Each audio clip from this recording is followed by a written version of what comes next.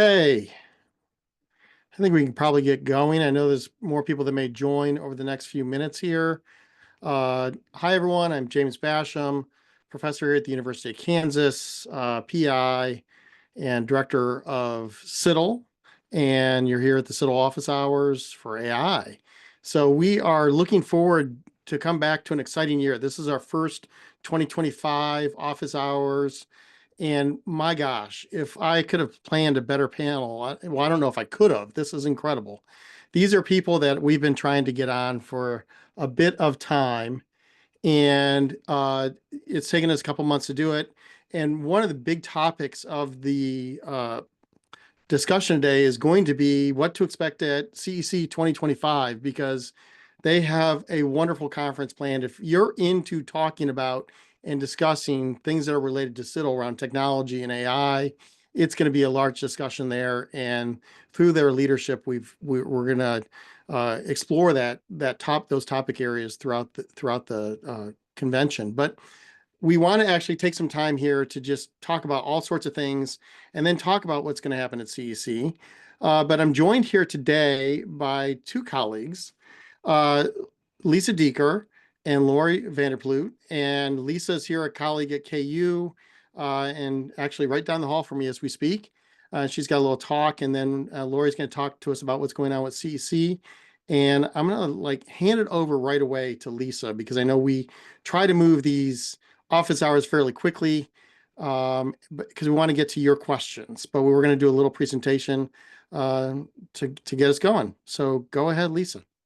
All right. Thanks everyone for joining us. And I'm going to be one of the privileged panelists to talk a little bit about AI. So I thought I'd give you a preview of the lane I try to stay in. And I like to call myself the MacGyver or the AI user. I'm not smart. I am smart enough, but I choose not to be the programmer or the creator. But how do I use it? And I choose to use everything for free, not because I'm not willing to pay for it or don't have a balance count to do that, but because I feel like that's what teachers have to do. And so my first little tip here is this image that I created is I think we can't use AI enough to create images. And so the really funny part about this image is I had to make it 19 different ways and different times because it kept making the hair really short or my face not looking like mine. And then I finally laughed and gave up when it made both the Jayhawk and our Adidas symbol, which I don't even know if it's legal on that image, but I thought that was funny. But here's what I would tell you. As we work with teachers across the country, helping them understand the strength of image-based. For those of you who don't know, I have a son with Tourette's and dyslexia and dysgraphia, and he learned so much better by pictures than words. And he didn't grow up in an era where that was an option, but I really think that we should be very good at teaching our teachers and in our own work, picking an agent or a software, whether it's Google Gemini, whether it's ChatGPT, whether it's Copilot or DALL-E, something that will create images and make a difference. So there's one image for you, but I will tell you that's the 20th iteration. I won't share the others because they are equally funny in a different way. And so one of the other things, we're very privileged here to have a dean that's really focused on AI as part of our school initiative. And this was actually something that he shared with us that I thought was really important to share with the group is honestly, I've just become really good at prompting. And, I've gotten really specific, like give me APA 7 peer-reviewed articles that are real with a DOI number that a blah, and I think we really need to work on doing that, not only ourselves, but making sure our teachers are ready and the students they're working for. And then we're really big on acting like counterfactual, like prove to me that's true, take me to the article. And I think that's been really fun in the work that I'm doing. So I wanted to give you a real example from working with some teachers in a classroom of how I used prompting. And those are just some tips for you in that. So on the next slide, you will see this teacher said, look, Lisa, I'm losing my mind. It's a grant I have with a district. And she said, I just cannot get these kids to understand the last chapter of Mice and Men. I said, do you mind if I jump on? And she actually was a Google school, so we use Google Gemini. I tend to be Copilot because it's free at my university, pick and choose your own adventure. And she said, I have 4 kids. She said, can you come back with me? I said, sure. So we said, can you make an image of the last chapter of Mice and Men? And my favorite was when the image popped up, she went, oh, that is so clear to what I've been trying to tell the kids. And I just laughed. And it took me 10 seconds. And 2 students are like, oh, I got it. And then she said, well, my one student kind of gets it, but he's really bored. So then we did 1,000 Lexile level summary for that kid who was gifted. And then she said, all right, I got a kid who doesn't get it. So that was another 10 seconds. We did 100 Lexile level in 2 sentences for students that struggled. And we turned on their text to speech and had it read to them. And then she goes, and by the way, this kid's English isn't very good. Can we try Haitian Creole? All of those differentiated things took me not only less than a minute, but it changed those 4 kids' understanding of that last chapter. But it only was able to happen because I was really good at prompting. So again, it kind of puts those two together. The differentiation and prompting, I think, is something. And as a user of AI, that's kind of where I'm heading. My last 2 tips, and then I will turn it over to Lori to share with you, would be 2 sites that I just think we should really be thinking more about and understanding the impact. Conamigo, again, going to the MacGyver free tools, has been now given lots of free opportunities. And I literally haven't found anything I've really had to pay for, no matter what I'm trying to use. I could certainly do more if I paid for it, but again, trying to live in that lane where teachers are at. And so Conmigo Tools, as you can see here, has all kinds of things. Their IEP assistant isn't brand new, but it's actually pretty good. And again, exit tickets, things that teachers might need to do. And then my go-to for teachers is Magic School AI. I'm just a little shocked. I don't know everything behind it, so I'll let my AI tech gurus in the conversation talk about this with you. But I can just tell you that every day they expand the free versions of that. If you really want a good laugh, put in the age of your kids and ask it to tell a joke about their, after school skateboard class or whatever you're doing. And I'm amazed how good the jokes are. And then on the last slide, you'll see here, and this is the kind of stuff I hope to share. And my part of the work at CEC is kind of what's emerging is this was new as of 3 days ago, all the new tools they have, from a PD planner to classroom management to survey creator. So I think the other lesson I've learned is don't just go to a tool once, keep going back and seeing what's new, because I'm shocked how much is expanding. And so those are my tips and the things I hope to share further. Thanks. Lori, take it away. All right. Thank you, Lisa. Hello, everyone. Before I jump into CEC 2025, I want to just set the stage a little bit. Last year in 2024, when we were in San Antonio, we had some session openings that were classified for hot topics. And I reached out to Jamie and Trey and Lisa in the CIDDL Center and said, would you guys be interested in filling about 4 of those different concurrent sessions around AI? And lo and behold, those rooms were full. As we walked around, we looked in the different session rooms, the attendance in those rooms were phenomenal. So that really prompted me this year as we were gearing up for 2025 in Baltimore. You can see our dates here, March 12th through the 15th. I thought, well, if a year ago, if this was a hot topic, it has to be even a boiling over topic for us to really focus in on this year. And so again, I reached out and asked if they would be willing to come back to CEC and really focus in, and working very closely with our PAC chairs. AI was certainly a focus area that they wanted us to spend some time and energy on as we were going through our proposals. Next slide, please. So just a little bit, we have a Wednesday workshop. These are kind of an add-on type workshop that people can register for. And we do have one that the CIDDL Center is doing on Wednesday. You can see here, it's just an opportunity to learn and gain some hands-on experience, really understand the AI impact on curriculum instruction, teaching, learning, and assessment, delve into how we can provide some equitable support for students with disabilities, and then certainly gain some practical experience with the tools and resources. So we're very excited about having this be one of our workshop sessions on Wednesday. It's a 3-hour half-day session. So if you haven't registered for this yet, you still have time and there's an opportunity for you. Next slide, please. This is the one I'm really most excited about. I can see that I've kind of blurred my slide a little bit by pulling it together, but we have 2 keynote sessions at CEC, and one is around the Gen Ed collaboration, which aligns with our president's theme, and the other one is around the AI.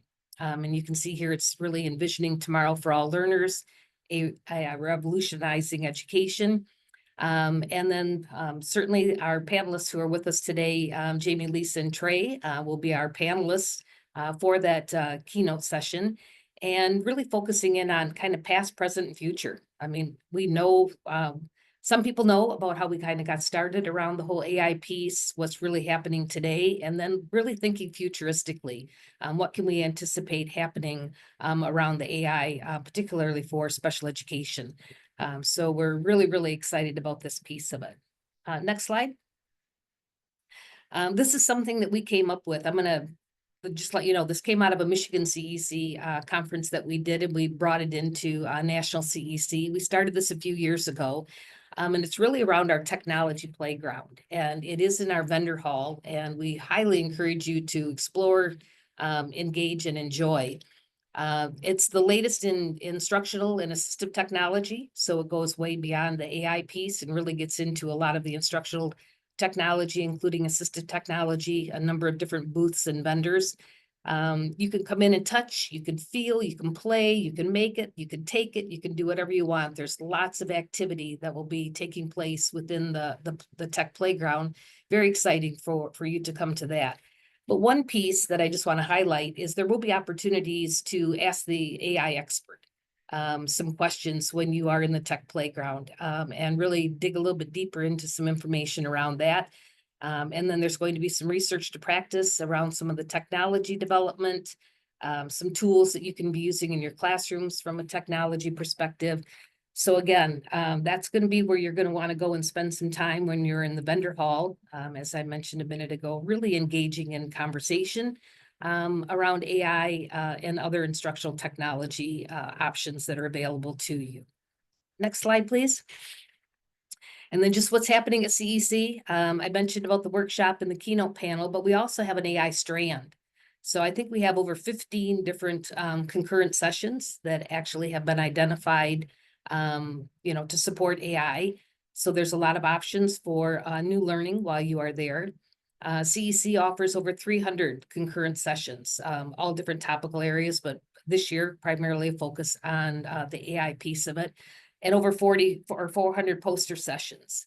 I would assume some of those, there would be some research candidates that are certainly looking at research in relationship to AI, instructional technology, assistive technology. So really perusing through the poster sessions and garnishing some of the research to practice information that they can share with you is great. Most importantly, these guys are going to be there, so really take advantage of some networking opportunities to talk with the national experts from the CIDDL Center that will be there not only in the playground, but in multiple different session learning opportunities as well. Oh, I got a typo. And then visit the exit hall. Over 200 exhibiting companies are really going to share technology, products, and education to support your classrooms. But one, last reminder, don't miss the technology playground. It really is an interactive experience, wonderful opportunity for some new learning, and definitely for resource. Gather some resources and go. There's a link here to our CEC website. And it really takes you to really what's happening at CEC for the convention in 2025.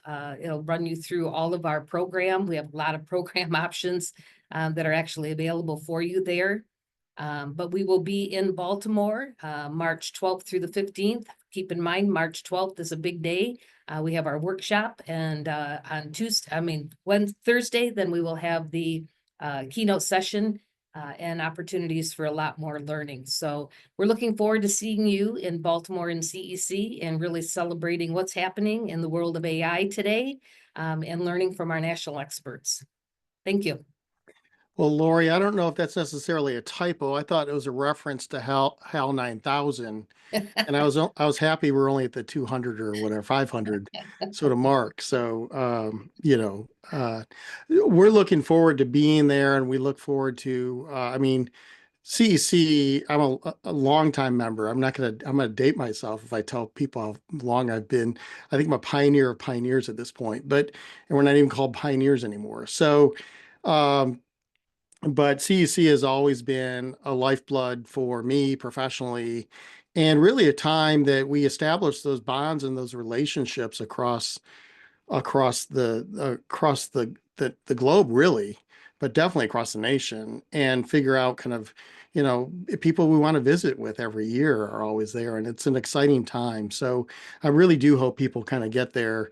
I mean, AI is only one small part of it. Technology and the ISET team and the folks there with technology have always been, it's been always a big show for technology and how we can use it to support students and individuals with disabilities in the work that we do. And it's always been an important thing. So we appreciate CEC's vision and your vision specifically on bringing this new topic to the conversation, because I think it is a moving topic. But we are in office hours right now. And like any good office hours, we want to offer the community and individuals time to ask questions. I know we had a few come in as people were kind of letting us kind of emailing us ahead of time saying, hey, can we ask the following? But people that are watching us here live, obviously you have the ability to ask questions. You can share your questions in the community. You can share your questions with us here online, or you can unmute yourself and kind of come in and do it that way as well. Please be aware we are recording and it is going off to the social media venues. And as long as we're appropriate, that's the way we're going to keep it. But let's kind of go from there. Angelica, do we have questions that kind of came in ahead of time though? Absolutely. So one question that came in, Lori, was if you're a first-time attendee, how do you not become overwhelmed and get involved in network at CEC? What would be your first suggestion? That's a great question. So on February 25th, we're going to have a webinar for first year attendees to kind of walk them through what they can anticipate and where some of the hot areas are that we think that they should go. And then there's actually a reception for them at CEC as well for first time attendees to come in, and that would be your networking opportunity. So you have a chance to meet other people that are there for the first time that are experiencing some of the same anxiety about being overwhelmed with 4,000 attendees, and the magnitude of the convention center. So there will be information that will be emailed out to all first-time attendees that will give them an opportunity to come to the webinar and learn about the app and how to maneuver through and access the information. And then the in-person reception, which will really help them with the networking opportunity as well. Awesome. Thank you. And one for you, Lisa, is a basic rule for one basic rule for prompt engineering for someone who is just learning or starting out. How would you initiate your first conversation with ChatGPT or Gemini that wouldn't be overwhelming for a teacher? Yeah, so well, I think it's thinking like, because we're in special ed, we're such good IEP writers. What is that SMART goal you're trying to look for? So I would lean heavy into that. The second thing is one of the reasons I originally started so heavy in Copilot is it suggests additional prompts, which has made me a better prompter. Like, would you like this to look more realistic, or would you like your picture to be younger or older? And I kept going younger. So again, having that prompt help you. And I'm finding that's now something in all of them. It wasn't that way when it started. So look at what those prompts are and make that a better prompting. But I just get better. You almost can't be too specific because if you are, then you can say, narrow that idea. Like anytime they all put out text, they always put bullets. And I'm like, write it in a paragraph, and then I get irritated at it. I'm like, I didn't tell it to write it in a paragraph. So no wonder I got bullets of things. So again, it's a trial and error, but don't be afraid. There's nothing here you can hurt. Just don't put private information out, I think is the big one. Really think about privacy in everything you're doing. Awesome. And then this is for all of our speakers. What is the AI tool that you are using almost every day? Wow, that's a good one. I right now ChatGPT is probably my go-to. I tend to flip between that, Perplexity, and um and Gemini at times, but that's kind of my daily, and I find that most of the time it can handle what I'm throwing at it. So I'm teaching an AI machine learning course right now for the department, and so I'm going to ask them that tonight because I'll see what I'm kind of giving away to some of the students that are watching, but that's going to be a question I ask them tonight because I think it's curious as to what they do with it every day. I'm going to put a disclaimer on mine. I'm kind of an advanced user, so I've created my own GPT, and it allows me to get a landscape, like a 365 landscape of my team with organizational charts, with HR, with budgets, and allows me to make an informed decision as a leader where we're going to invest opportunities for the future. And so I use that pretty much daily. And guess who's going to go the cheapskate route? So I use Copilot because it's built in, but I'm going to put these on and you can laugh at me. They're my new ones. They're the Metaverse glasses. And I can ask Metaverse, hey, Metaverse, what do I see on my screen? And it will take a picture and talk to me. I use it for my phone calls instead of my earbuds now. I've been wearing it. I'm about to get the clear ones so I don't have to wear sunglasses everywhere I go. And then my other AI tool that is super not impressive, but it's super cool if you don't have it, is the Yaka app that you scan the barcode in the grocery store and it tells you how bad the food is that you're about to buy. So again, I don't think AI always has to be fancy. Oh yeah, Jamie has the other glasses, so I'll let you be cool for a moment. Yeah, I stole her clear ones. That's why she doesn't have them because she stopped by my office with them in her hand and she didn't leave with them in her hand. So yeah, they're pretty cool. Yeah, we're both trying them out. I think this has great potential of like coaching teachers down the road, recording where things are at. But I'm literally wearing these almost every day, trying to figure out some other future uses for them. So yeah. And the app is scary because if you use it, you will be shocked what you will no longer choose to buy. What about others? Are there other questions that we have? I mean, we have a number of people online right now. What are some questions people have for us? I don't know if there's more that have already come in other routes, but what are questions that people might have about AI or CIDDL, CEC 25?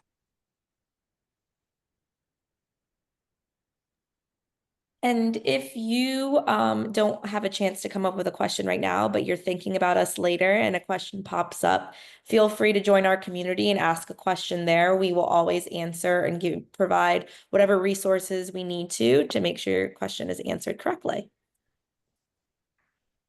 And more CIDDL people are showing up. I have a question for this esteemed panel of experts.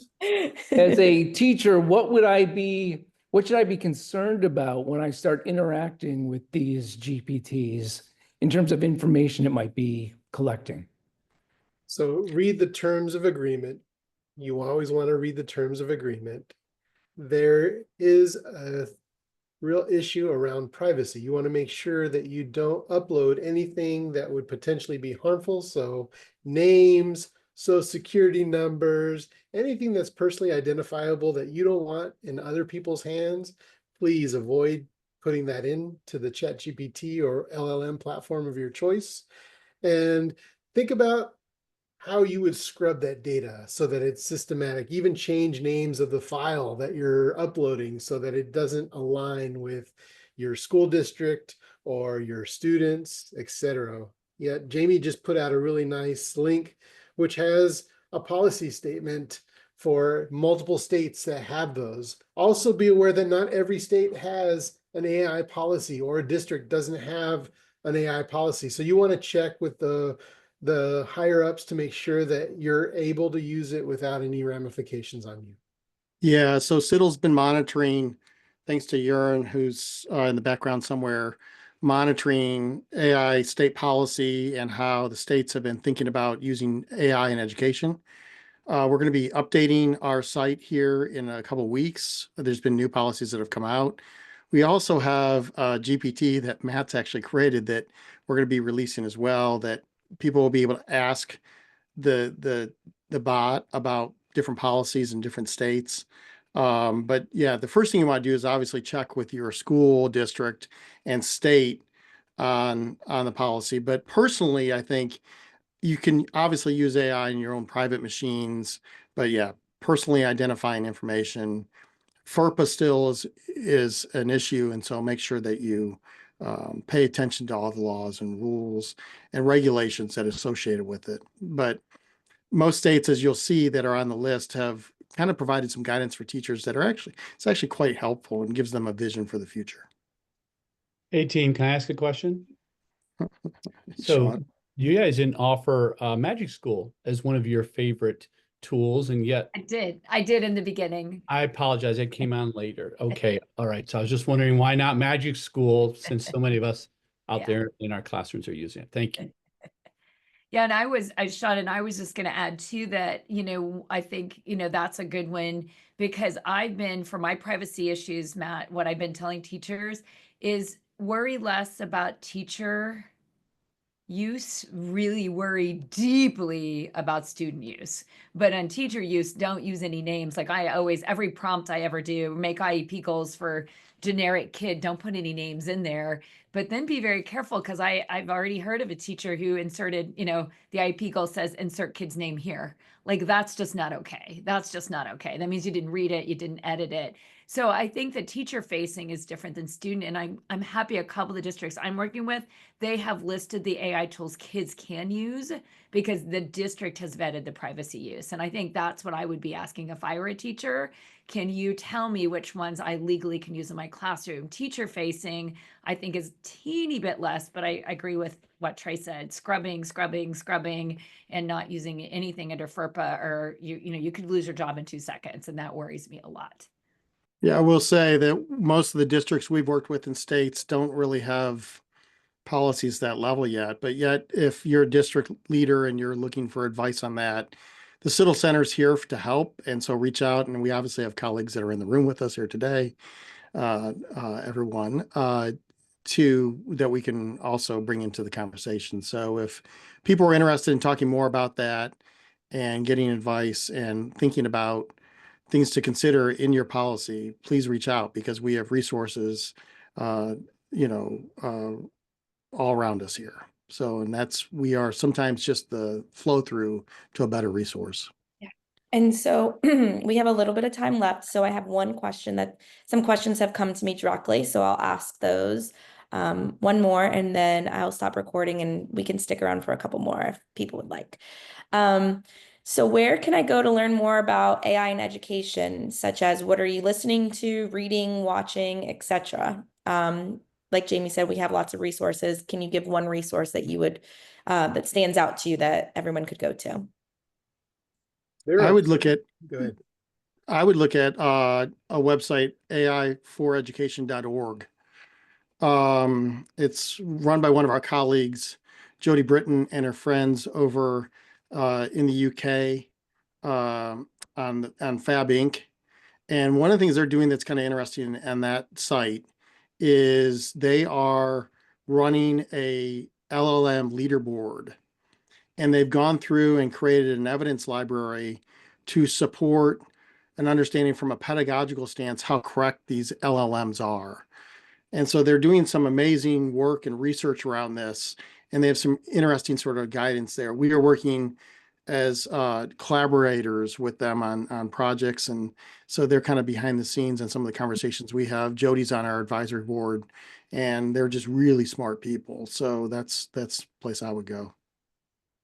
I was just gonna say, I listen to a podcast called This Day in AI, kind of gives an update daily on things coming and going AI. I'll then also vet that information through multiple sources, but it's a great little entertainment. It's literally like a minute or two a day, which is really good for someone as busy as all of us.